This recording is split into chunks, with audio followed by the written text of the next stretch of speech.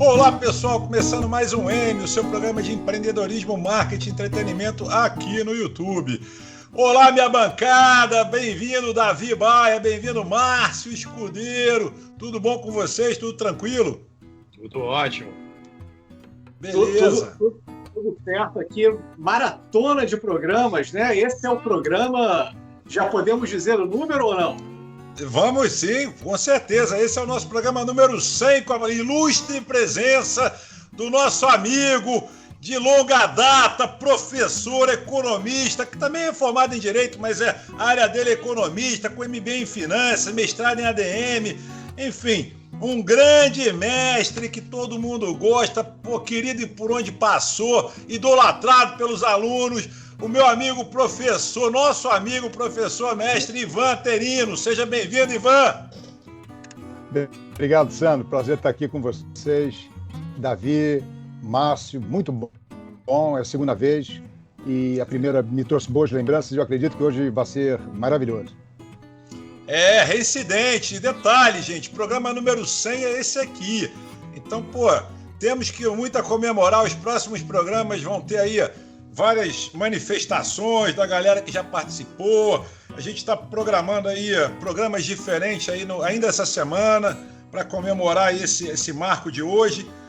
Enfim, gente, eu não sei se vocês sabem, o Ivan, de um tempo para cá, o Ivan fez no Instagram dele, ele fez umas cápsulazinhas dando dicas de economia e finanças que chama de Papo Livre. É coisa rápida, né, Ivan? De 2 minutos, 1 minuto e meio, 2, uma coisa assim.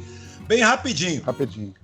E, editor, coloca agora aí o Insta do Ivan, hashtag Ivan_Aterino, tá aqui aparecendo na telinha, e é onde o Ivan fala assim, coisas muito legais. Ele fala sobre gasto público, saldo comercial, investimentos, onde investir, qual é o melhor investimento do momento, a economia vai mudar muito pós-Covid, fontes de recursos. Tá rindo do que aí, Márcio? É que não é hashtag, né, cara? É arroba, pô. Ô, rapaz, é mesmo, é arroba. Eu nem me liguei nisso, mas ainda bem que tu falou aí. Valeu a intenção. Valeu a intenção. A postal do Ivan aqui agora aparecendo aqui. Corrige aí, por favor. É arroba, é verdade. Eu tô lendo aqui um assunto sério, tô vendo vocês rindo, eu falei, eu errei, alguém errou, aconteceu alguma coisa, né? Passou alguma coisa, mas enfim, acontece, é isso mesmo, é arroba Ivan_Aterino. Eu não sei nem mais onde eu parei aqui. Fontes. Ivan, se quiser subir a hashtag do Ivan Aterino, também pode subir, galera. Também. Pra dar aquela moral ali, pra gente fazer um barulho no Twitter, vambora. É verdade. Gente, legal. Tem algumas coisas bem interessantes que eu vou aproveitar, já que o Ivan, tá nessa pegada. E muito legal os vídeos, muito mesmo, eles são muito bacana, são vídeos informativos, assim, que eu acho sensacional. Eu vejo todos, o Ivan reclama que às vezes eu não curto, é que às vezes eu vejo e fico pensando e não curto, mas eu curto mesmo, gosto pra caramba. E já vai minha primeira pergunta, Ivan, é o seguinte, você acha que vai mudar muito a economia pós-pandemia? Deu até rima, né? Mas, enfim... Eu acho que não vai mudar, não. Já mudou, né? A gente já percebe, né? Que já mudou, definitivamente. Mas tirando esse fato todo, essa tragédia toda, se a gente for levar no aspecto da economia, a gente ganhou escala. Então, nós temos agora várias possibilidades, meios de fazer negócio, virtualmente e fisicamente, que vai voltar, não tenha dúvida, de fazer produção. E muitos inimaginavam, através do meio digital, fazer, por exemplo, eu sou um caso desses. Eu jamais iria me imaginar fazendo lives e até assessorando colegas e amigos e clientes através do meio digital, até pouco tempo atrás. Então, hoje, a gente ganha uma escala. A gente, além de poder fazer isso fisicamente, a gente pode fazer isso virtualmente. Então, o mundo pós-pandemia, nesse aspecto, ele vai mudar muito. Ele vai ter um poder de propulsão de negócios muito grande. Legal. Perfeito. Bom, nosso correspondente aí de Portugal, Davi Baia, você agora, por favor, pode fazer, fica à vontade, pergunta, usa e abusa aí do Ivan. É o seguinte, ó, hoje eu não vou nem fazer o nosso momento YouTube, porque 100 programas, é claro que as pessoas já se inscreveram, é claro que as pessoas já ativaram aqui o sininho das notificações para saber sempre quando a gente sobe vídeos novos. Então não vou pedir isso, vou somente agradecer a galera que está aqui inscrita, valeu pela força, vamos aí continuar com mais programas. Mas o que eu queria saber do Ivan é o seguinte: Ivan, a gente está passando por um momento novo no Brasil, que são as taxas de juros baixas. E aí, na época, enfim, lá no governo Lula, a gente tinha o real valorizado, taxa de juros alto, e agora a gente tem, ao contrário, a gente tem o real desvalorizado e taxa de juros muito baixo. Acontece que, assim, o que me parece é que no Brasil é tudo feito meio que na canetada, né? Porque, assim, juros é uma chancela de credibilidade que você tem, né? Então, vamos supor, o Márcio e o Sandro me pedem um dinheiro emprestado, eu vou arbitrar uma taxa de juros para que eu entendo que seja o menor pagador. E aí, o que o Brasil precisa? O Brasil precisa passar reforma, o Brasil precisa dizer para o mercado que ele é um bom pagador, que ele tem credibilidade. Mas o que a gente faz? A gente não tem paciência para nada, para passar reforma nenhuma, quando passa umas reformas ainda mais ou menos, aí vide administrativa, e a gente vai lá e caneta uma taxa de juros baixo. Será que a gente está fazendo tudo errado? Será que a gente está fazendo as coisas da melhor forma possível? Será que eu que não estou muito ansioso? Mas para onde é que o Brasil vai, cara? Quando o mercado não enxerga a gente como credibilidade e a gente caneta o negócio, que tipo de expectativa para a gente ter? Olha, Davi, o problema da taxa de juros no Brasil, ela obviamente que você falou certo, a confiança é tudo, cada um tem seu preço. Se você quer saber quanto você vai no mercado financeiro e pede emprestado. Você falou muito bem, com o Sandro é uma taxa, com o Márcio é outra taxa. Mas mesmo sendo uma taxa e outra taxa, as taxas são baixas. São baixas porque o nível de taxa de juros no mercado internacional e doméstico estão muito baixo mesmo. Então, para competir por líquido e por dinheiro, eu não preciso ter uma taxa tão elevada assim, já embutido o nível de risco. Agora, no Brasil, a taxa de juros está lá embaixo porque a gente não tem demanda. Então, a gente tem um PIB efetivo lá embaixo. O que a gente poderia estar produzindo está lá, ainda é bem maior. A gente tem o desemprego, a diferença de um para o outro é o desemprego. Então, está muito fraco. Então, se a gente, além disso, tivesse uma taxa de juros alta, fazendo uma política monetária, como se fala, de juros altos, aí que o país não ia conseguir. Já está difícil, mas ia ficar numa situação pior ainda. Então, dentro de uma taxa de juros, você tem a correção da moeda, que é a inflação, e mais um ganho real. Essa correção da moeda, pela inflação projetada pelo mercado financeiro de 1,70, e mais um ganho real que 0,30 aí, seria os 2% da Selic, em tese. Mas se botar a curva de juros de médio e longo prazo, esse juros já está negativo. Mas por que isso? Porque a economia está muito fraca. Então, mas assim, de uma forma tão grande. O Banco Central está se utilizando de um novo caminho, que é o Forward Guidance. Ele vê de um ano e meio para frente. De hoje até um ano e meio, perdão, de hoje até um ano e meio. Então, ele não vê mais a inflação de hoje, ele vê a inflação do ano que vem. Desse ano já está meio que pré-estabelecido, abaixo da meta, e etc, etc. E esse Forward Guidance, ele tem uma âncora que é fundamental. Ele só vai mexer nos juros para cima se o teto dos gastos for mexidos. Porque aí, para você ver como a política de juros e a política fiscal estão muito vinculados. A economia é o teto dos gastos. Se romper o teto dos gastos, aí ele vai ficar com medo, no sentido de que a inflação de médio e longo prazo vai subir. Pode nem subir agora, mas vai criar essa expectativa e ele vai se antecipar, ele vai mudar a atuação dele para começar a elevar a taxa de juros. Mas, atualmente, acredito que vai ter que se ter uma decisão no nível satisfatório quanto ao teto dos gastos públicos. Mas é uma preocupação que a gente tem que ter mesmo em relação a juros. E os juros ele não tende a subir pelo outro aspecto da inflação, porque a inflação está muito fraca. E o risco país ele só vai se alterar, agora colocando nesses termos, se o teto for rompido. aí o mundo vai precificar o país de uma forma diferente. E a precificação do país é dólar, os ativos todos, financeiros ou reais, e a taxa de juros, com certeza. Então, Mas só insistindo um pouco mais nesse assunto com você, enfim, eu me sinto meio desconfortável em ficar comparando esse governo com o governo do Lula, porque, enfim, aquilo virou uma quadrilha que assaltou o Brasil.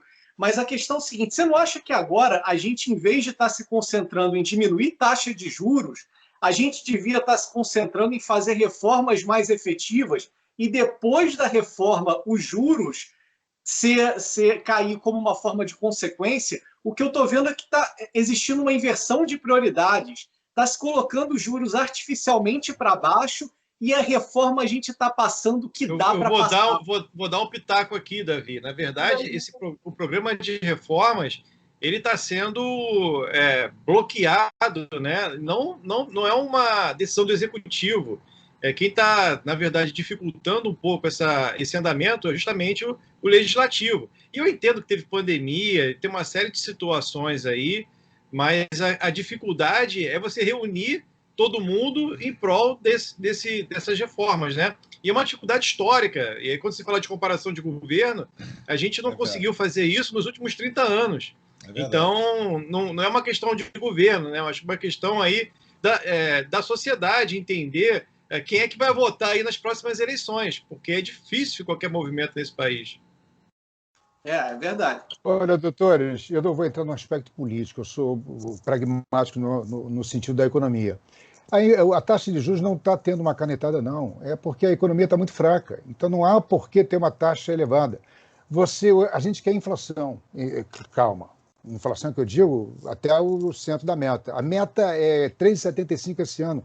Nós estamos com uma inflação projetada pelo mercado financeiro de 1,77. Subiu um pouquinho da semana passada para essa semana, do relatório Focus do Banco Central. O Banco Central acompanha o mercado. E aí, poxa, você fala muito de mercado, você é de mercado, né? Mercado é onde circula o dinheiro, não tem como ir de encontro ao mercado.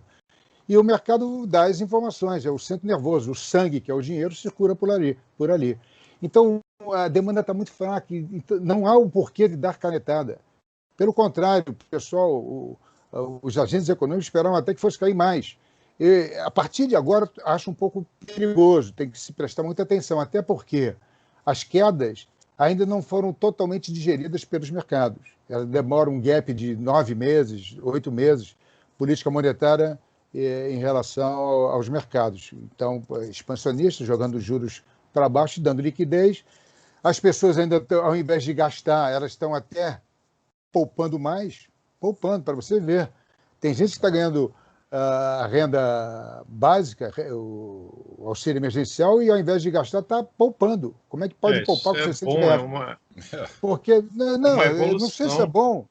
Não, é no sentido que acredita que daqui a pouco vai terminar. E vai terminar, porque não tem condição. Ou melhor, não vai terminar. Vai ter que se rejeitar isso de alguma forma. O renda família, todos os estímulos da economia do mundo inteiro vão terminar, já estão terminando. E aí é que a gente vai ver quem está nadando pelado. A maré vai baixar. Aí vai ser complicado. Olha, então, Ivan, eu acredito que desculpa vai ter eu acho que vai ter que fomentar essa renda Brasil de alguma forma, diminuir o valor. Só essa diminuição de valor, a gente já vai ter um efeito na economia. Sim, eu ia te falar que para o Brasil, essa queda de juros para o país, ela é importante no sentido até da dívida, porque a dívida interna, ao contrário do que se dizia lá antigamente, a preocupação das pessoas, né, e até dos órgãos de imprensa, era com relação à dívida externa, que sempre teve um juro muito baixinho, e isso nunca, de fato, foi crescendo como cresceu a dívida interna. A dívida interna tinha aqueles juros astronômicos que a gente vivia, ela começou a ficar quase que impagável. E eu acho que essa baixa da taxa de juros para o país, ela é interessante nesse sentido também. Agora, na ponta, para as pessoas, ela nunca chega, né? E eu queria te fazer a pergunta nesse sentido. Seria o nosso sistema bancário, que é muito enxuto, quer dizer, a gente demandaria mais concorrentes nesse setor, para que, de fato, essa baixa dos juros consiga chegar na ponta, atingir as pessoas que precisam lá do crédito, para sobreviver nesses momentos difíceis, ou então para tentar montar um negócio novo. Você acha que falta competição aqui no sistema bancário? Esse pode ser um dos motivos, ou não? A coisa é mais complexa do que eu possa imaginar. Olha, eu queria falar no início que você falou do aspecto da queda dos juros em relação ao déficit público. Ao déficit público. A gente tem o déficit primário, que é o operacional, fazendo uma analogia com a empresa, tá? É o operacional do país, tá? É a receita dele, do que ele faz, e que são os tributos, e os gastos para manter a máquina funcionando. E o gasto financeiro, quando a gente inclui, vira o déficit nominal. Então, a gente tem que fazer superávit primário para ter dinheiro para pagar os juros da dívida. Não sei se eu me fiz. Sim, o déficit, então, como a gente tem déficit primário, a gente não consegue pagar os juros da dívida e, ao mesmo tempo, tem que fazer mais dívida para pagar o buraco nas contas primárias do governo. Então, é uma bola de neve. A gente tem que mostrar para o mundo que, opa, peraí, o teto dos gastos vai impedir, a regra de ouro vai impedir que isso seja exponencial. Se você dever aos outros, não é nenhum problema quando você mostra que tem condições de pagar, que tem controle das coisas. Quando você mostra que não tem controle, a situação fica perigosa. Então, a gente tem, por exemplo, o déficit primário para esse ano é de 11,5% do PIB. Explodiu. E o nominal vai para 16%, 17% do PIB. Então, é exatamente os juros. Como o juros está caindo, esses juros que estão caindo, ele é que vira encargo da dívida para o estoque da dívida do país. Então, em termos de juros, a gente está pagando menos. Então, o déficit nominal em relação aos juros cai em relação aos períodos de juros mais elevados. Agora, quanto aos bancos, concordo contigo, Márcio, a gente tem um oligopólio. Temos 5, 6 bancos, né? Brasil, Caixa, Bradesco, Itaú, Santander, que fazem um oligopólio do serviço bancário. E eles pagam, quando eles recebem liquidez do Banco Central para passar adiante para o mercado, eles colocam o spread dele, o custo da inadimplência, pagamento dos impostos, custos administrativos e o markupzinho dele, a margem de lucro dele. Então, isso agrega muito. O BNDES faz a mesma coisa também. Tem alguns financiamentos que estão vindo bem, que é o Pronamp, mas vem com volume curto.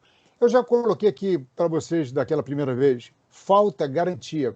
Se tiver garantia, o Banco Central agora está injetando hoje, se não falha a memória, um volume grande, mas ele garante 0,21%. São recompras de títulos privados.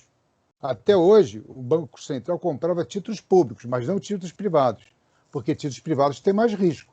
Isso é uma atuação legal. Os bancos lá de fora, o Federal Reserve, eles já fazem isso. Isso dá liquidez às empresas sem intermediação dos bancos.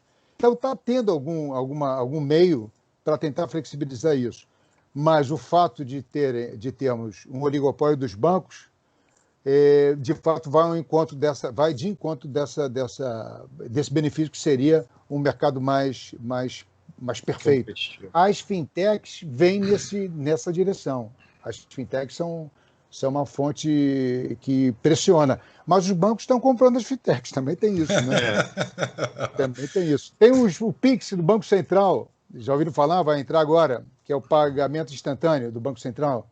Faz os pagamentos muito rápido, você pode pagar em qualquer banco, você só vai ter o teu CPF, alguma coisa assim, bem simples, e 7/24, 7 dias da semana, 24 horas do dia. Então vai ser com uma competição também, não sei se, ainda preciso aprender um pouquinho mais a respeito disso, mas vai mexer no mercado. E as big techs, WhatsApp, que veio aí para tentar entrar nesse mercado de pagamentos e de facilitação para o cliente. Então, o mundo está mudando. E a gente não sabe. O que eu falo hoje caducou para amanhã. Então, o economista é o profeta do passado. Eu vou dizer o que eu vou dizer. Boa. Ô, Ivan, deixa eu te falar uma coisa. A gente tem recebido muita gente do mercado imobiliário aqui. A gente tem conversado com muita gente do mercado imobiliário. mas muita gente mesmo. E a galera está falando que o mercado está aquecendo, principalmente para quem tem dinheiro, né, guardado, para quem... Ou até empréstimo com garantia do imóvel, que o juros está baixo, como a gente falou aqui. Então, assim, a gente vê que os preços, de fato, principalmente no compra e venda, né, a gente vê que os preços caíram, né? Lógico, o mercado, né, despencou tudo. Mas o momento, por exemplo, se você fosse investir, aí eu estou falando de investimento, você acha legal hoje investir, até pensando no futuro, em imóvel, dólar, aí bolsa, enfim, aí eu estou entrando numa dica aí, numa consultoria aqui do M para quem está nos assistindo, qual seria um investimento interessante hoje com esse mundo tão volátil? Olha, Sandro, isso é uma pergunta pessoal, né? Eu acho que a primeira coisa é diversificar, tem que diversificar. Não tem jeito, tem que diversificar. Tem que botar um pouco na renda fixa, um pouco na renda variável, nos vários fundos que tem, E os custos, o problema são os custos de administração dos fundos, tem que pesquisar direitinho, etc, etc. E agora, o mercado imobiliário é um mercado complicado. Retorno, quanto mais risco você tem numa aplicação financeira ou num negócio, você tem que exigir um retorno maior, senão não vale a pena. Você quer ser empregado, vai ganhar salário. Tem risco? Não tem. Quer ser empresário? Vou ganhar mais que o cara que ganha salário, até porque eu pago o meu empregado, o assalariado. Tem que ter um prêmio de risco, tem que ganhar mais do que isso. É a renda variável. Um é renda fixa, o outro é renda variável. Então, tem que diversificar um pouquinho, e a letra imobiliária, letra de crédito imobiliário, ela rende mais porque ela tem risco maior. Tudo bem que tem um fundo garantidor de investimento, de crédito, ou o que seja. Então, aplica até esse valor do fundo, porque pelo menos tem essa garantia. Agora, não é um mercado que eu tenho paixão por isso, até porque eu não sei como é que está a oferta de imóveis. Se é um mercado que teve muita produção há pouco tempo, até pouco tempo antes da pandemia, agora que a demanda se arrefeceu, deve ter uma oferta muito grande. Deve ter, não, tem, né? Agora, pode ser que eu vejo muitas construtoras construindo, agora começaram a reconstruir, e eu fico temeroso porque, e aí, vai vender para quem? Porque já tem um estoque de imóveis muito grande. É a minha percepção. Não sou um especialista nesse mercado. Então, mas se você suporta mais retorno, mais risco, tudo bem, exija mais retorno. Fica muito bonito, tem uma garotada aí que aparece muito e diz que, faça isso, faça aquilo. Eu acho que a idade, o sofrimento não faz o artista? Então, mais ou menos a mesma coisa. Já sofreu? Eu já sofri. Não sou artista porque não tenho essa virtuosidade, mas eu já sofri no mercado financeiro. Agora, estou com uma idade já. Garoto novo tem que sofrer com responsabilidade. Responsabilidade é fundamental. Eu 10 mil vezes trabalhar o meu dinheiro do que trabalhar o dinheiro dos outros. Eu sou muito mais avesso a risco com o dinheiro dos outros. Com o meu, eu sei onde é que eu estou indo e vou embora e acabou. Sei meus riscos, sei do cliente também, mas eu acho que ele não vai suportar tanto quanto eu. As pessoas são muito boas para recuperar o prejuízo e quando chega lá no 0 a 0, desopilar e vender posição ou comprar posição e zerar a posição. Elas têm que ser muito boas para ganhar no resultado. Então tem que ter sangue frio para realizar lucro, não para realizar prejuízo. Para realizar prejuízo, já está no prejuízo. Segura, vai com tudo e que agora que você passou do teu prejuízo, as coisas estão melhorando, não vai desopilar as veias e sair vendendo ou zerando posição. Espera agora que é outro cenário. Os cenários eles mudam a todo momento. É uma coisa, a volatilidade do mundo é impressionante. A gente teve uma diferença de 1 ano e meio para cá, nem um ano, meio ano. Que vocês podem me dizer alguma coisa igual a isso? Nunca, né? As mudanças já estavam acontecendo numa velocidade inacreditável. Talvez de 50 anos para cá a gente tenha feito mais mudança do que a história da humanidade. Então, mais por aí. E de 2 anos, 1 ano, talvez mais do que os 50 anos. Verdade. Inclusive, eu vi uma matéria, estava lendo a revista Exame, ela diz que disciplina obrigatória a partir desse ano, 2020, agora 2020.2, segundo semestre, Eles estão querendo introduzir educação financeira como disciplina obrigatória no ensino. E aí eu peguei aqui, deixei aqui, ó. Eita, nós, já misturei com outra matéria. Aí diz exatamente isso, que eles estão pensando em amenizar a criança de hoje, né? Ela crescer com essa expertise de poder saber o que fazer com dinheiro, ter noção de poupar, ter noção de... Enfim, uma noção de economia, lógico, que dentro dos limites, né, da criança, mas já crescer com essa perspectiva. Eu achei interessante. O que você achou? Altamente válido. Na minha época, você falar em juros era algo criminoso. Emprestar dinheiro a juros. O empréstimo, ele na lei, se não me falha a memória, me perdoem os advogados, eu sou formado, mas eu não exerço, então eu tenho esse alento. E o empréstimo, ele não precisa ser com juros. Não é? Então, não tem que ter custo para o empréstimo. É a gente aqui. Tem a lei da usura na Constituição, tudo advindo daquele tempo. Então, a educação, você falar em dinheiro para criança, era como se fosse até um pecado. Uma coisa assim. E a gente ficamos presos a isso até há pouco tempo. Verdade. E hoje é evidente, quanto mais cedo você respeitar os recursos, que eles são limitados, e as nossas necessidades são enormes, mais você vai valorizar, vai priorizar e vai otimizar o gasto desse recurso ou o investimento, ou que seja, que tipo de gasto você faça. Então, é válido, eu acho que é muito bom isso, e quem dá esse ensinamento tem que ter responsabilidade também, não vai criar um louco no mercado. Com certeza. Até aqui, ó, o Banco Central foi responsável pela iniciativa junto ao MEC. O objetivo é ensinar conceitos básicos de economia e finanças aos alunos. Eu achei legal, achei bem interessante. Galera, meus amigos da bancada, vamos lá, vamos esquentar esse papo ou vamos suave na nave? Bom, tem uma pergunta. Vai lá, Davi. Não, estou dizendo suave jamais. Manda aí, Márcio. Não estou escutando. A gente falou aqui do nosso cenário, né?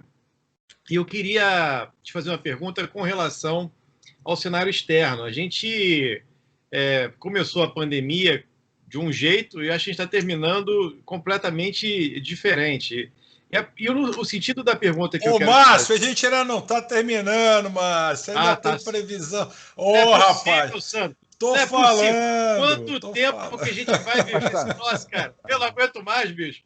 Eu também não, mas tem aqui um estudo recente dizendo que as vacinas... Tá? As vacinas têm, em média, 10,7 meses para ser validadas. E a última, que foi do Ebola, demorou 5 anos para ser validada.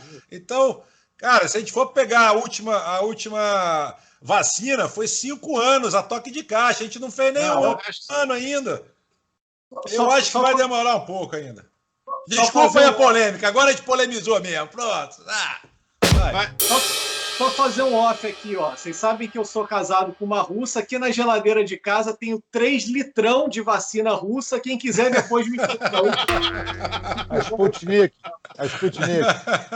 O nome é Sputnik, né? Pô, meu irmão, uma dose já te dá uma arritmia assim que... Agora, Sandro, essa velocidade tua aí, uma vacina em média de 5 a 10 anos. Mas a velocidade tua aí já caducou. As coisas são muito rápidas. Então, já está para outubro o americano, mesmo aos trancos e barrancos. Obviamente que não é bem assim, porque americano é muito sério.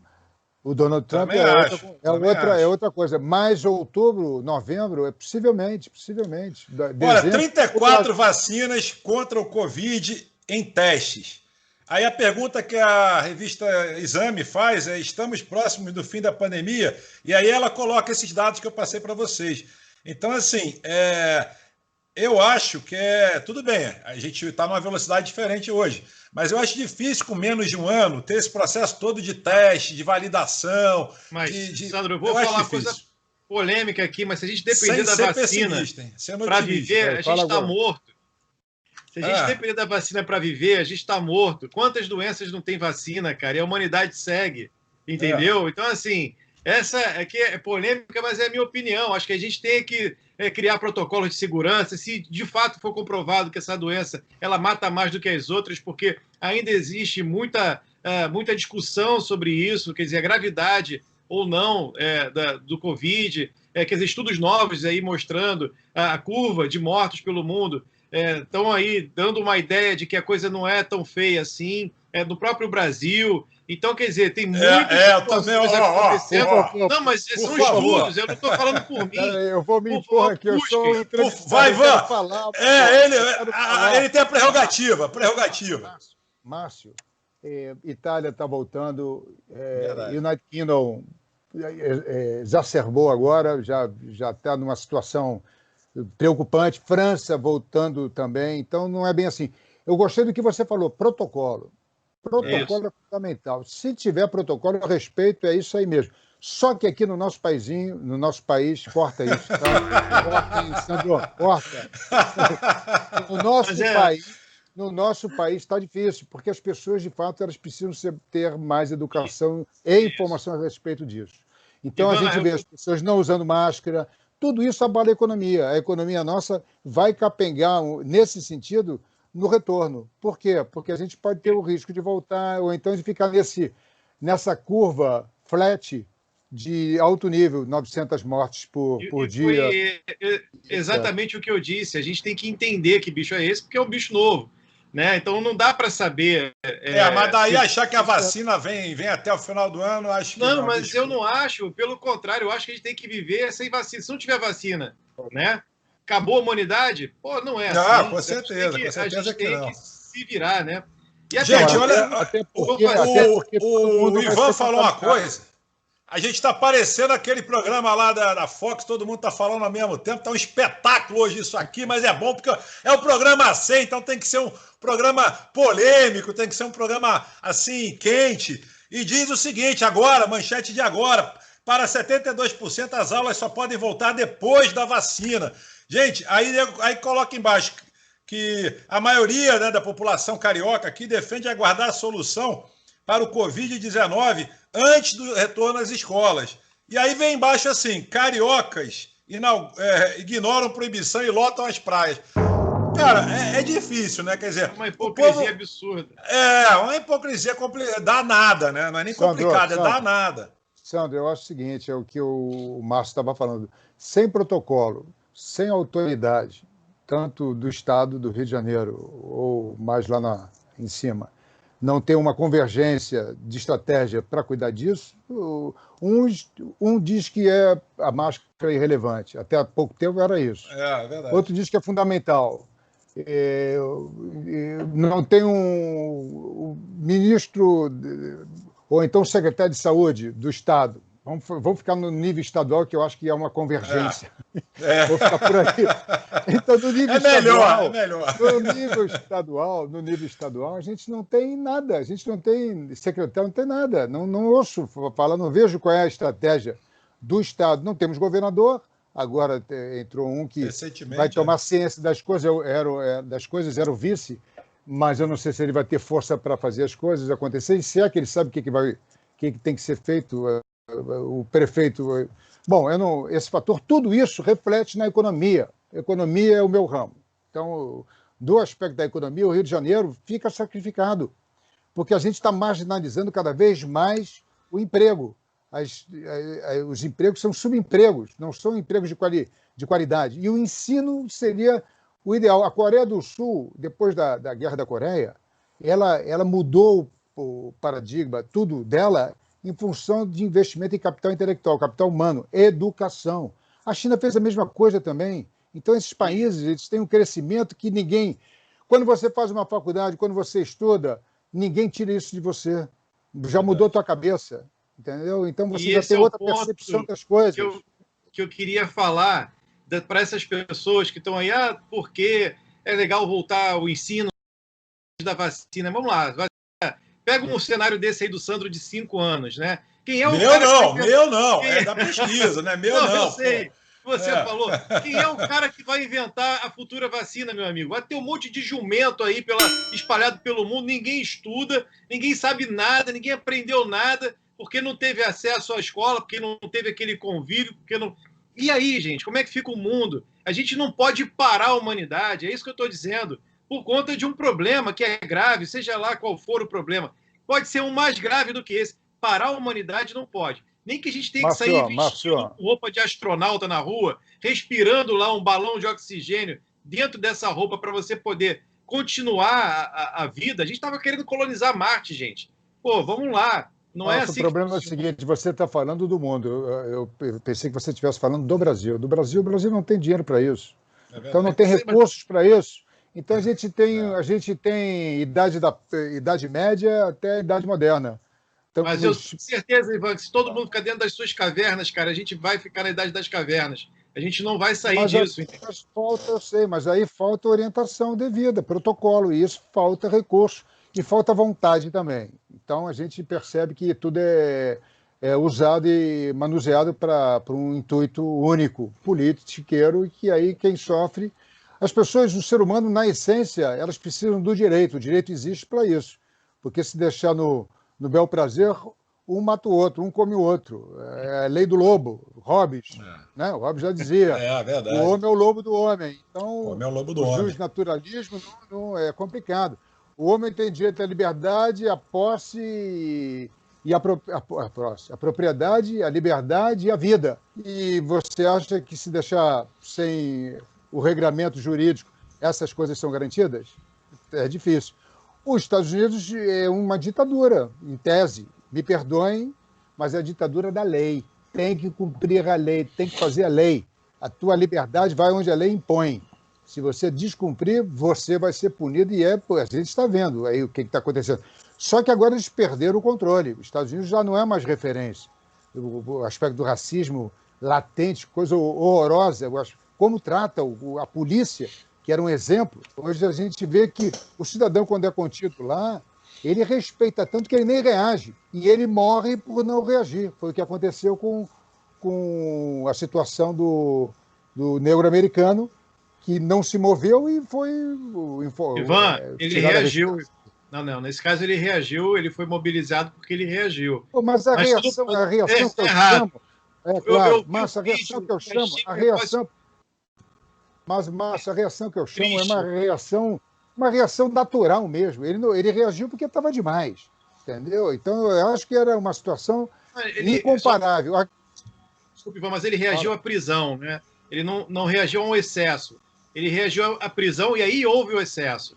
Então, ele primeiro reagiu. Eu estou falando, assisti o vídeo, é uma das coisas piores que eu já vi na minha vida. Eu nem dormi direito nesse dia, porque o excesso foi... havia pessoas em volta dizendo, olha, o cara está morrendo, Foi um negócio horroroso. Mas ele, de fato, reagiu e só houve o excesso por causa da reação. Não é justificável. Deixa eu parar um pouco a discussão de vocês dois rapidamente, que a gente chegou no momento para atender a audiência. E aí daqui a pouco inflama de novo, porque eu já estou quase jogando dominó com o Davi. Eu e o Davi vamos jogar dominó, rapaz. Chegar na China... Porque quando a gente deixa vocês falarem, o Davi não tanto, mas quando você fala muito, cara. Você não deixa... Pois é, cara, mas tem que falar, porque agora é o momento audiência, Ivan, não tem jeito, a gente tem protocolos aqui. Tem protocolos a cumprir. Você é a favor ou é contra esse protocolo? Protocolarmente falando, temos o momento audiência. Então, o momento audiência é o seguinte, meus amigos. Hoje a audiência não está tão fofa. A audiência já está um pouco mais, assim, digamos, ácida. Mas programa tem 100. Aqui... programa 100 tem que ser polêmico, não tem jeito. Aí tem uma brincadeira agora com o lançamento. Até é uma pergunta que eu ia fazer para o Ivan, com relação ao lançamento da nota de 200. Aí a pessoa coloca... Deixa eu ver quem é. Deixa eu ver o nome. Coloca a nota de 100 junto com a nota de 200. E diz o seguinte... se já está difícil pescar, imagina fazendo alusão, né? A nota de 100 é um peixe, a nota é o lobo-guará de 200, né? Muito bom. É o João aqui, ó. Não, é João Garrido. Bom, não sei se era para falar o sobrenome, mas vamos lá. O André manda o seguinte: gerente com salário de R$2.000, analista sênior fazendo trabalho de gerente, estagiário com exigência de experiência na área, assédio moral sendo tratado como falta de resiliência. Assédio sexual se tratando como excesso de sensibilidade. Depressão e burnout sendo tratados como frescura. Racismo e preconceito sendo tratados como opinião. O que acontece com o mercado? Ou melhor, o que acontece com as pessoas? Porrada, hein? Só tá... Interessante. Olha, o Victor... A conclusão... Posso ou não? Não, se você quiser comentar a respeito do post, por favor, do André. Eu acho interessante que, a princípio, quando começou a pandemia, a minha percepção era de que o ser humano poderia melhorar.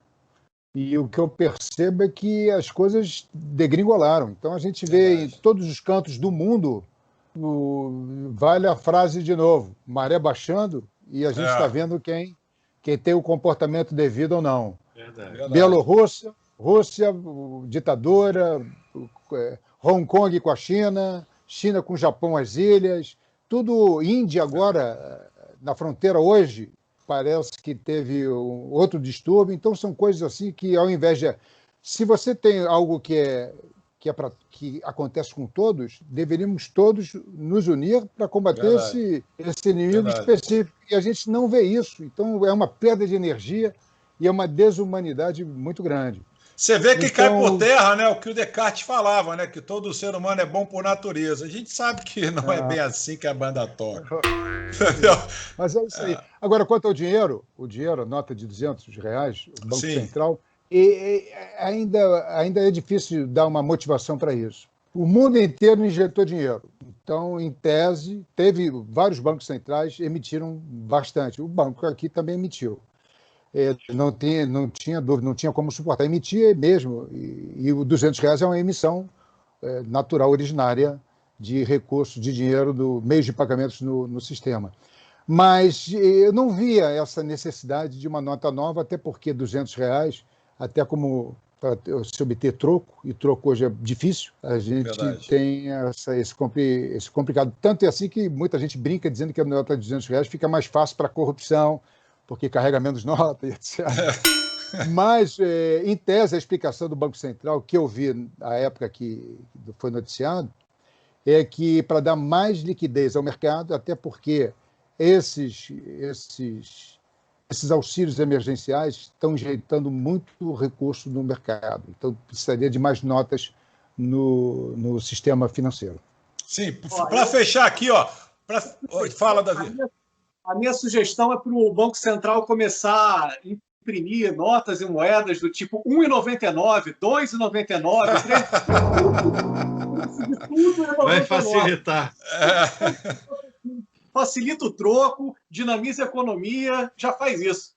É verdade. Gente, o Carlos mandou para a gente o seguinte: Deus me livre de dever para o Santander. Se eles acharam Ana Paula Arósio, imagina eu. Ai, meu Deus do céu, o pessoal está com bom humor, legal. Celibélia, uma coisa assim, Cibele ou Celibélia. Seja a paz em meio ao caos. Isso é bacana. E aqui, para fechar, lógico que tinha que alguém dar uma polemizada mais forte, o André mandou para a gente o seguinte: o grande negócio da China é te quebro as pernas e depois te vendo as muletas. Eita, nós! O pessoal tá quente, eu falei que a galera tá quente. Enfim, tem mais um aqui que eu guardei aqui também, bacana, do Robson. E ele diz o seguinte: ser comunista num país livre é fácil. Difícil é ser livre num país comunista. O hype da internet é política, não tem jeito. Não tem jeito. Então deixa eu fazer uma pergunta aí para o Ivan, pode ser, âncora? Oi, lógico, por favor. Então, Ivan, essa questão política, cara, porque assim, no mundo todo você vê que nessa pandemia surgiu uma discussão do que era saúde, vidas e economia.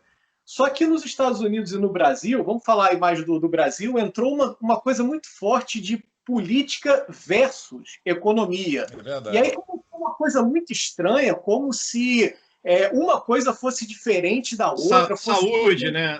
Saúde versus economia. Saúde e economia. Fosse antagônico à questão da economia. E por que aconteceu isso no Brasil? Foi porque politizou a conversa. Na hora que politizou a conversa, você criou dois polos. E aí eu quero perguntar para você, que é um economista, que é o seguinte: como é que a gente volta a entender que a economia ela faz parte da vida, ela faz parte da saúde, assim também como a política também faz parte, né, que a gente precisa estar aberto para discutir isso. Mas viver em sociedade, né? Viver em sociedade, a política. Exato, exato. Só que a economia ela tem uma parte muito pragmática, que às vezes na política se perde, né? Mas economia e saúde, às vezes você tem lados muito pragmáticos. Cara, se você está com dor de cabeça, você precisa tomar um remédio para dor de cabeça, não vai tomar um remédio para dor no estômago. E economia também existem certos pragmatismos que a gente não pode desfocar muito, porque senão a gente não dá o remédio para aquele problema econômico. E no Brasil está difícil, porque o lance politizou muito. Como é que você acha que a gente pode voltar para o caminho e ter discussões pragmáticas econômicas, Ivan? Olha, esse negócio de separar saúde de economia, obviamente que a gente já sabe hoje que não é para separar. Mas no início, pela ignorância de todos, porque era um caso inusitado, coisa que a gente só teve isso há 100 anos atrás, na gripe espanhola, então não se sabia como se mover em relação. A ignorância é o final dos tempos. A ignorância é um mal que tem que ser terminado. E naquela época, no início da pandemia, a gente era ignorante no procedimento. Então se radicalizou e se apropriaram disso politicamente para tirarem um proveito. Também teve isso. Agora, a saúde, se nós tivéssemos percebido que a economia depende da saúde, a gente não teria feito essa dicotomia. A gente sabe agora que, para a economia evoluir, a saúde tem que ser restabelecida o mais rápido possível. Porque senão a gente vai e volta, e como eu disse para vocês, a curva não cai e metade da população fica doente, a outra metade... E aí a nossa volta ao normal, o V, o tão falado V, vira um U ou pode virar um L, virar uma grande depressão. O U demorar mais tempo. Então a gente quer que isso seja mantido. Se a gente percebesse que a saúde tinha que ser garantida, a gente teria feito uma quarentena firme, um lockdown firme, dado renda para as empresas e o auxílio emergencial. A gente fez isso, mas tinha que ter injetado com mais força e ter tido a autoridade e a informação clara de que a gente teria que fazer isso de forma firme, que era a coisa certa a fazer. A gente teve dúvidas, eu tive dúvida. Será que é isso mesmo? Será que não é? Usa máscara, não usa máscara, fica em casa, não fica em casa, vou trabalhar ou não vou trabalhar? Se o lockdown fosse bem feito, as pessoas que não poderiam deixar de trabalhar, elas iriam continuar trabalhando. E as que perderiam essa oportunidade de renda nesse período seriam sustentadas pelo Estado. Seria o correto. E as empresas que são um foco, uma origem de auxílio emergencial terrível, porque elas mantêm o emprego, elas tinham que ser suportadas com garantia de liquidez, de capital de giro. Mas se demorou muito. Então, talvez não, muitas empresas quebraram. Muita gente ficou no desemprego. O desemprego é recorde. E talvez o nosso retorno seja um pouco mais lento. Mas, sem dúvida alguma, Davi, foram a percepção de que as duas coisas, uma é complemento da outra e não substituto. Agora eu acredito, ainda tenho minhas dúvidas, mas a maioria das pessoas percebeu que tem que ter garantia da saúde para começar a funcionar a economia adequadamente. Eu acho, Ivan, que a natureza inédita do vírus é que gerou muitas dessas discussões, né? Desses desentendimentos. A própria OMS entrou em conflito com ela mesma, aliás, ela entra em conflito com ela mesma até hoje, né? Ela diz uma coisa uma semana, na outra semana eles mudam para o oposto do que havia sido dito da outra vez. É falta de informação, né? Exatamente, é uma coisa nova. Uma coisa nova. As pessoas estão aprendendo. A questão mesmo do lockdown, eu tenho muita dúvida, porque se a gente observar Nova York, a própria Argentina, que fez um lockdown absoluto, a Argentina... Será? É proibido. Mas a Argentina já estava quebrada. Não, eu estou dizendo da doença, não estou falando dos efeitos da economia, não.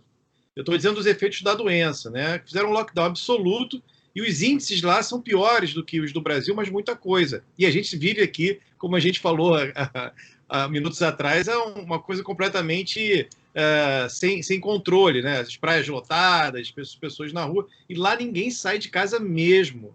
É um negócio que está... Lockdown só funciona se, paralelamente, você está ajustando todo o teu sistema de saúde para suportar quando tiver a volta, as pessoas voltarem a trabalhar, eu tenho mais hospitais, mais estrutura para que as pessoas não morram. Aí tem um efeito correto. O lockdown é para isso.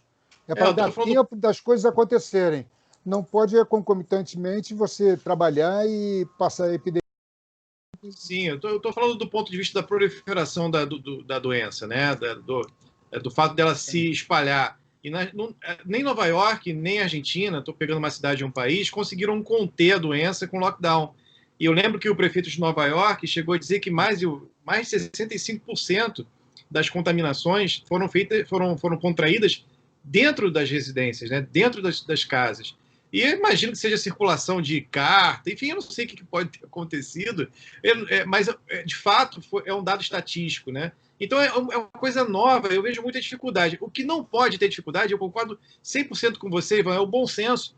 Pô, as pessoas têm que fazer o que for possível naquele momento, tentar, de alguma forma, estancar aquela situação, mas pensando de maneira inteligente, né? Sabendo que a economia, por exemplo, corroborando aí com o que você disse, ela não pode estar afastada, porque a própria OMS, que um dia falou que o lockdown seria a solução melhor, essa semana passada já disse que não, que os efeitos, né, de uma paralisação na economia são muito mais devastadores do que os do próprio vírus. Então a gente tem aí um cenário muito louco e a gente tem que se adequar a ele. Eu queria te fazer uma pergunta para pegar esse cenário maluco e puxar um outro assunto que é interessante.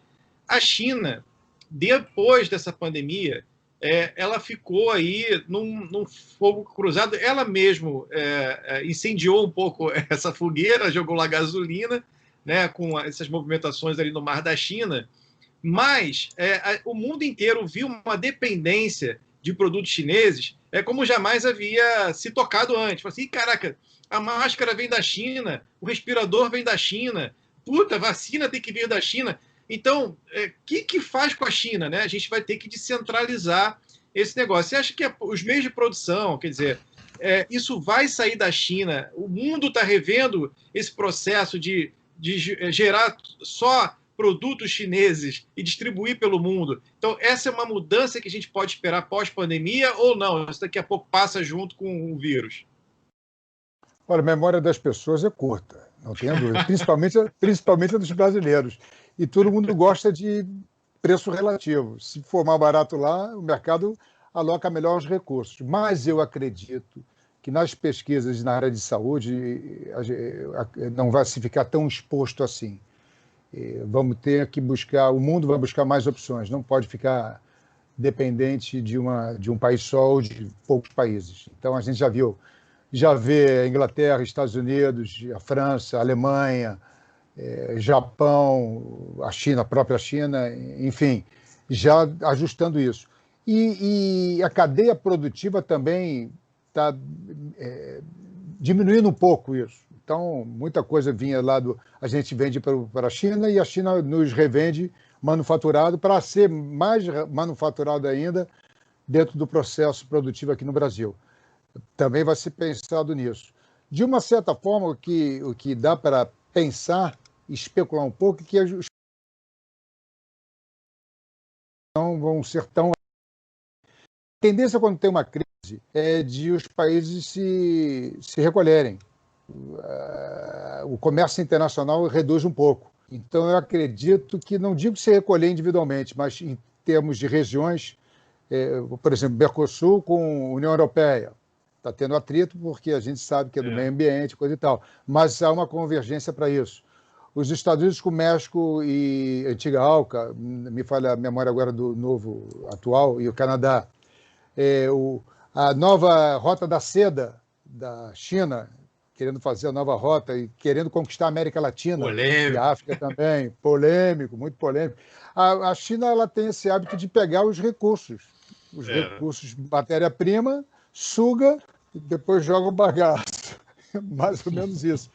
Então, A China, quando o americano entrou no mercado chinês, o chinês falou assim, olha, vai ter que abrir a propriedade intelectual aqui dentro, não vai deixar só copiar, não, e vai ter que fazer aqui e abrir uma Nike lá dentro, uma Google lá dentro, e foi o que aconteceu. Se apropriaram de todo o conhecimento intelectual. Mas, resumindo, Márcio, eu acho que vão ser regiões específicas para garantir essa formatação de ter mais opções de cadeia produtiva e mais opções de uma situação como essa, porque não pode ficar na mão de um país só, né? Ou de poucos países. Oligopólio, monopólio. Já basta os dos... Gente, é o seguinte, o programa está entrando na reta final, estamos batendo aqui quase 56 minutos de resenha. Tá tão bom e cortou o papo. Eu não posso fazer, o programa tem 60 minutos, mais ou menos, em média, porque às vezes a gente estoura, na maioria das vezes a gente estoura, como provavelmente esse aqui vai estourar, né? Ô, Davi, a gente já percebeu que o Márcio não viu o programa anterior, então ele não está exercendo o direito de resposta dele. Vamos deixar passar, porque ele, entendeu? Perdeu a chance do direito de resposta, né? O Márcio não está inscrito no canal, Márcio, cara. Pô, ele não está inscrito, né? Ele não acionou o sininho. Então é o seguinte, gente, pô, vamos lá. É bacana esse marco de 100 programas. A gente agora, hoje, né, na gravação desse programa de hoje, a gente está fazendo exatamente 6 meses no ar. Então, parece assim, parece pouca coisa, mas é um tempo considerável, é o tempo que a gente está, inclusive, de quarentena. A ideia, né, que surgiu, Ivan, a ideia do programa surgiu com a gente tentar mitigar um pouco essa pressão toda, né, que a gente estava sofrendo lá em março. Né? Então a gente resolveu fazer esse programa para falar do que a gente gosta, né? Falar de empreendedorismo, falar de marketing, falar de entretenimento, poder ter uma deixa para falar com pessoas que a gente admira e gosta também. Entendeu? Então, assim, parece fácil, mas dá uma trabalheira danada. É programa de segunda a sexta às 20 horas, fazer agenda, confirmar, enfim, é uma trabalheira, mas é uma trabalheira legal. Para você, diga aí, Davi. O programa surgiu na pandemia, só acaba na vacina. Então é o seguinte, não é? A gente, para você que nos conhece, muito bacana, continue nos prestigiando. Para quem não conhece, propomos análises e reflexões sempre com muito conteúdo e bom humor. Às vezes rola assim, da gente ficar mais esquentado, que é normal, é bacana a gente ter essa discussão, né? Porque é sempre na discussão e é sempre no embate que surgem grandes, né, percepções e grandes... se todo mundo gostasse do azul, que seria, né, do amarelo, que seria do verde, enfim.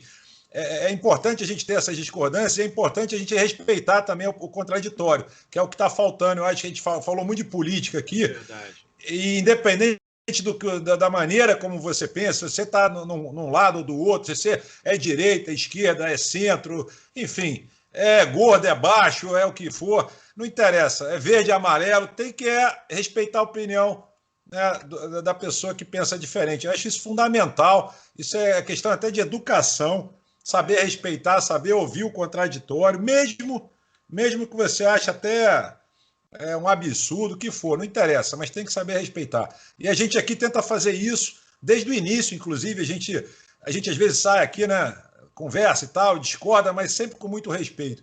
E eu queria agradecer principalmente para você que está aí do outro lado da telinha, que nos prestigia. Nossas métricas aqui estão bem legais, o programa está subindo de audiência, a gente mais que dobrou o número de mulheres seguindo. Então, assim, pessoas que no início até estavam com medo de participar, estavam com certo receio, hoje a gente já tem uma galera muito legal aí, vídeo quem já participou, são pessoas super bacanas, assim como o Ivan. Ivan, eu estou falando muito porque faz parte agora nesse momento falar mesmo, agradecer. E eu vou abrir agora espaço, deixar você por último.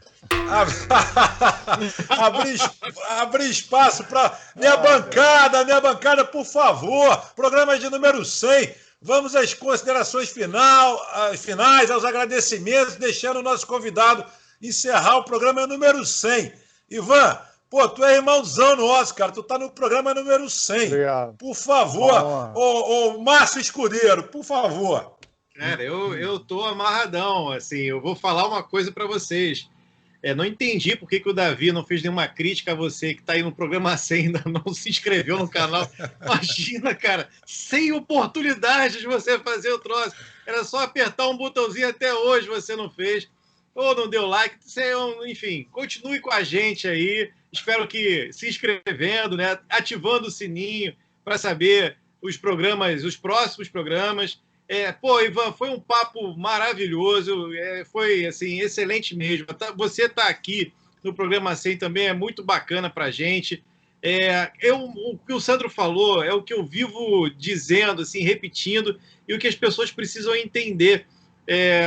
Galera, a gente só chegou onde chegou porque teve discordância, porque teve conflito de ideia, porque teve alguém que pensou diferente daquele outro cara que pensava de um jeito lá atrás. E a gente passou por tantas mudanças em função disso, das ideias novas, das ideias revolucionárias, né? Das ideias que moveram a gente para frente, que, pô, se a gente pensar que todo mundo tem que agir, ter a mesma linha de pensamento, as mesmas posições, a gente vai ficar no mesmo lugar para sempre, porque não vai ter evolução. Imagina, né? Eu falo isso e é verdade, teve um cara que morreu porque falou que o mundo era redondo, ninguém acreditava nele, mas esse cara é maluco, vou matar ele. Mataram. E aí? E hoje, que o mundo é redondo? Não dá mais para trazer o cara de volta. Então... que isso?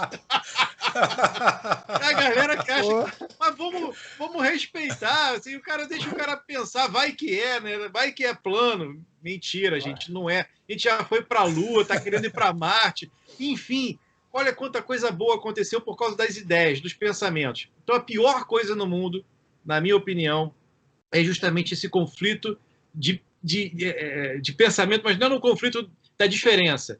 É em você impedir a outra pessoa de raciocinar, você impedir a outra pessoa de manifestar a sua opinião, você impedir a outra pessoa de ter uma posição contrária à sua. E seja esse impedimento, seja ele por decreto, né, como querem agora fazer a lei da censura, que é um negócio absurdo, seja ele por uma postação de voz, você gritar e querer abafar o que o cara está dizendo, ou por um ato de violência. Isso é a pior coisa que pode acontecer. E acho que esse programa aqui, ele traz ideias diferentes, pensamentos diferentes, mas sempre com um tom muito inteligente, de uma discussão de altíssimo nível. A gente nunca viu aqui, por mais divergente que fossem as posições, a gente nunca viu aqui nenhum desentendimento.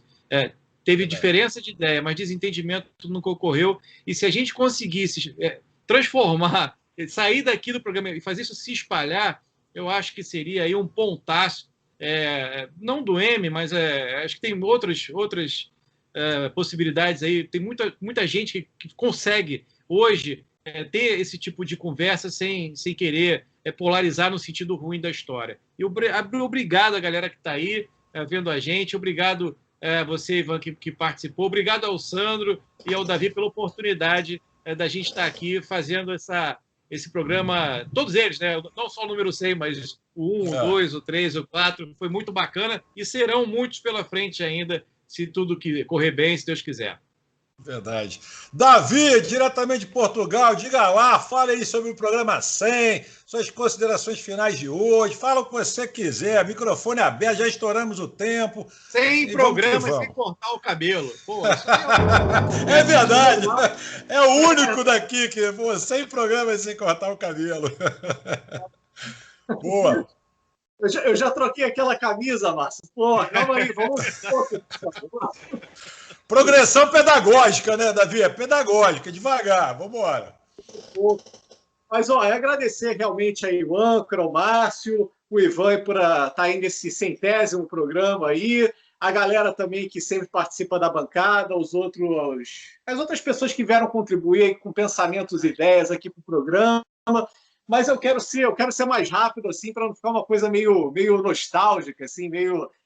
agradecer mesmo e dizer o seguinte, para a galera, se inscreve no canal, porque isso é o que motiva a gente a continuar. E também, bota mensagem, escreve as mensagens aí, você tem um espaço aí para participar com a gente no programa, dizer o que você pensa, o que você discorda, e isso o YouTube leva muito em consideração na hora das métricas, é o número de mensagens. Então, faz a tua parte aí que você já está fazendo, eu sei que você já está inscrito no canal, muito obrigado, e eu vou deixar aí o Ivan com uma última pergunta, que é o seguinte: a gente falou muito de China, muito dos Estados Unidos, de Brasil, mas jogando um pouquinho mais no micro aí, pegar um pouco de bairrismo, aí o Rio de Janeiro. Ivan, se o Rio de Janeiro, o estado do Rio de Janeiro fosse uma ação, cara, você entraria comprado ou você entraria nessa ação? Boa pergunta. Olha, se for física, bom, tudo bem, dá para comprar, porque deve estar lá embaixo. Se for opção para daqui, sei lá, um mês, eu acho que virar pó. Estou brincando. Olha, o estado do Rio, difícil. Uma situação difícil. Davi, você complicou o nosso convidado no final. Eu acho que eu vou me abster de responder a respeito, porque eu sou carioca.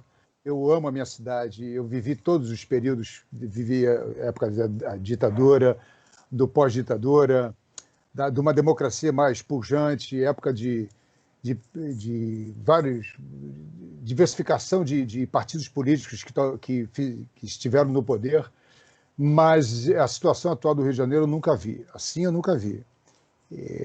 Enquanto a gente não tiver uma liderança, eu não compro ação. Infelizmente, tem que esperar um pouco mais. Porque eu nunca me imaginei e ter essa reflexão. O bom sempre ganha do ruim, né? O mal não prevalece em cima do bom. E a gente percebe que o Rio de Janeiro ficou numa situação muito preocupante em relação ao mal